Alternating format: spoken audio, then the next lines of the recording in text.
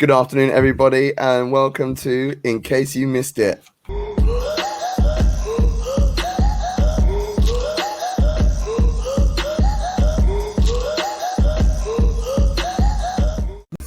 Baby edition.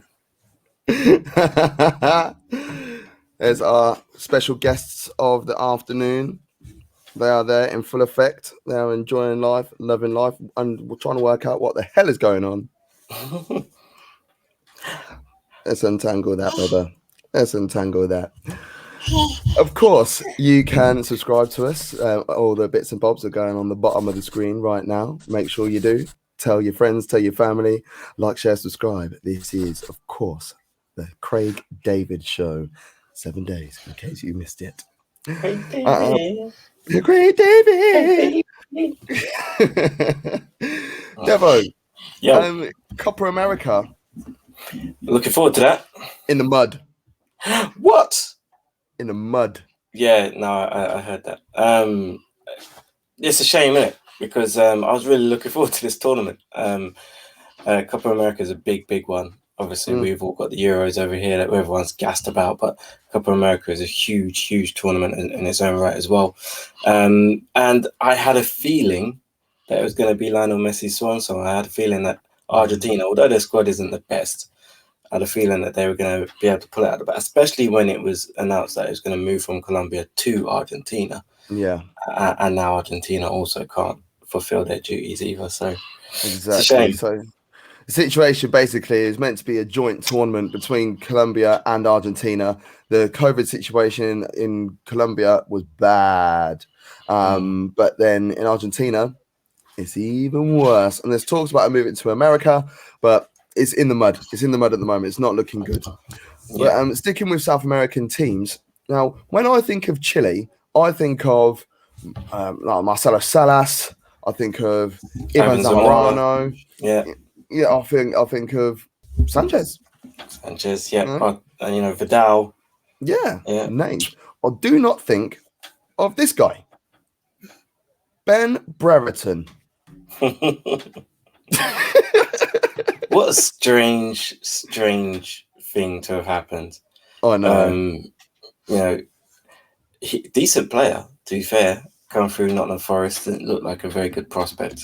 He's now at Blackburn, if I'm not mistaken. Imagine just waking up one morning, you're in Blackburn and you're thinking, right, what am I going to do today? And you get a phone call. Yeah, mate, do you want to come play for Chile in the Copa America? Yeah. His mum's from Chile, so I don't know if she's actually from Chile, was just born there, but he's got a Chilean passport, so he's allowed to be involved in that. So fair play to him, fair play. Do we go there or no? We stay with international football, and of course, no one missed it. But the England squad was announced last week, and there was enough chat about that. There's a fly knocking around. Yeah. What do you think of it? 33-man squad. Do you reckon he's bottled it a little bit by calling up a big squad? I think the reason why he's done it, and the more I thought about it, the more it made sense. Because with the European finals, you don't know if players are going to pick up injuries. So he's probably brought a bigger squad so that the players are aware that there's a chance that if something goes awry, you're next in line. Rather than just having people out in the cold booking holidays and whatnot, thinking that, I'm off on my summer holidays. Yeah. These people are aware that there's a good chance they might get in if something happens. So I think that's why he's gone for 33 man. But I think the players who, I suppose, make up the extra 7 probably know who they are already. Yeah. Isla's not very happy about it. She's slapping the table right now thinking... In disgust. Oh, what do you mean? 33 man, what is that? 33 man, I don't want that. Baba. Don't want that. But then if we look at the women's GB Olympic team, 18-person squad, and 11 of them are from Man City. Well, I mean, why break up a good thing, right? They should have that team spirit down, isn't it? Yeah. Indeed, Hegarisa has thought, do you know what? This is what the situation is. Let's just pick them all. No Northern Irish players in this squad either, which a few people are moaning about. But if I'm honest, I can't think of anyone who is Northern Irish who warrants being in this 18 person squad. So yeah, that's the thing with the Olympics is I know obviously you've got four home countries. Oh, someone's excited. Oh, mummy's here. Oh, there we go. I don't get that kind of response when I come in. There you go. You do want to represent all of the home countries, but at the same time, you have to pick the squad that's right. You can't just say, "Oh, right, well, let's fill a quota," because then you're doing it all wrong, aren't you? Feel that. Staying with international football in terms of a historic player, and that's Michael Owen. Michael Owen is going to be on the next season of Strictly Come Dancing. What do you think his tournament odds are? Well, I can't imagine Michael Owen being a good dancer. It just doesn't strike me as someone who's got any rhythm. But if it gets him off our TV screens as a pundit and co-commentator, then let him stay in that tournament for the entirety and win it. He's a terrible pundit. What footballers or what pundits do you think would be really good on Strictly? I think Rio would smash it. I think for the same reasons why I want Michael Owen to go far, Jermaine Jenas, Steve McManaman, Robbie Savage. Yeah, they're all terrible pundits. So let them all just go on to some sort of Big Brother would be a good one because then they can't have any contact with the outside world, can they? This is Big Brother. Michael Richards looks like he's got a few moves. I reckon. I'd like to see Carragher just for the laugh. Well, I don't think Jeremy Carragher has any swag. Just for a laugh, that would be quite funny. I'd like to see Carragher and Neville actually as a pair doing Strictly Come Dancing. I don't know who would be lifting who, but yeah.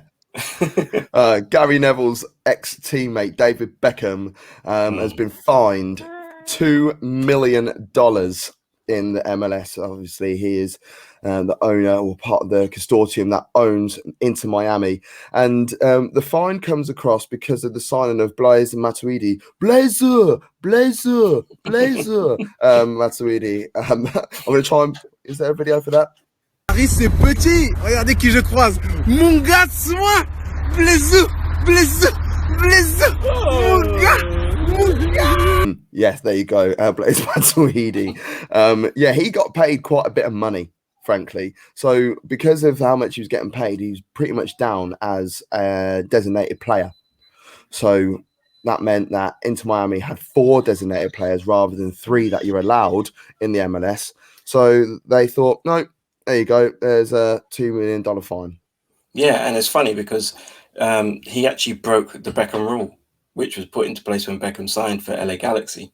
Regarding players' salaries and wages and whatnot. And another funny thing is, Blaise Matuidi's been absolute garbage since he signed it. He's been terrible, nowhere near the player that he was in Europe. Yep. And so it's just what a waste. Do you know what I mean? All round, what a waste for him, what a waste for Inter Miami, what a waste for David Beckham's pocket, what a waste for the MLS. But it's naughty. It's naughty. They got caught, they got fined, and hopefully no one else is going to try that. Indeed. Ryan Reynolds, another celebrity name that owns a football club. He's, of course, part of the consortium that own Wrexham, and they have parted ways with Dean Keats, the manager there at Wrexham, because they want to get someone in who is going to get them back into the Football League. Well, that's ambitious. It's not an easy task. Old Dean Keats, Walsall legends. When they bought that, him and Rob can't pronounce his surname. Right, that's why I just said Ryan Reynolds. I've never known how to pronounce his last name. Rob McElhenney. Rob McElhenney. Rob McElhenney. Rob McElhenney. Brilliant program. Always Sunny in Philadelphia. Make sure you watch that. Those guys, when they bought the club, everyone was a bit like, they're just having a bit of a laugh. But it shows that they actually do have ambition to do something with the football club. And I personally do not like Wrexham as an Arsenal fan. I still haven't gotten over that FA Cup. Surely, and it's Thomas who takes it. Oh, what a goal! Watkin. Oh, he scored! I don't like Wrexham, but fair play to him. I hope that these are owners who actually are fully invested in the game, putting money into the community, just not just a football club. And if it goes well, then fair play to them. I don't mind Wrexham, and the reason why, I've been there a couple of times and I've been out in Wrexham, and that's a show for another time, Devo. That's a show for another time. They come out with, we're going to end on a quite sad note, and it's the Grimsby Town coach Jeffrey Broom. He's been jailed for 4 years for indecent content and touching kids, frankly. So 4 years, not long enough as far as I'm concerned. Not long enough, no. And it's off the back of what happened at Crewe and stuff like that, with the ongoing investigations there. It's something that probably is a bit more commonplace in football than we know. Yeah. Especially in youth academies and stuff like that. And it's not an easy thing for people to come forward and admit that they've suffered from. But you'd like to think that stronger sentences would be put down against people who are doing these kind of things, especially working in a environment where kids are very much trying to better themselves and become footballers and stuff like that, and then you have someone who's taking advantage of that, and that's disgusting. No, 100%. We need to do more to ensure that our future kids and not just our own physical children, kids in general, we need to do more to make sure that their future is safeguarded. 100%. But that is it. That is just in case you missed it, of course, on Monday afternoons at 1:00 ish. Make sure you like, share, subscribe. Plenty shows happening this week. So yeah, make sure, as I said, you like, you share, and you subscribe, and tell all your friends and people about it. And even if you don't like people, just tell them anyway. Craig David.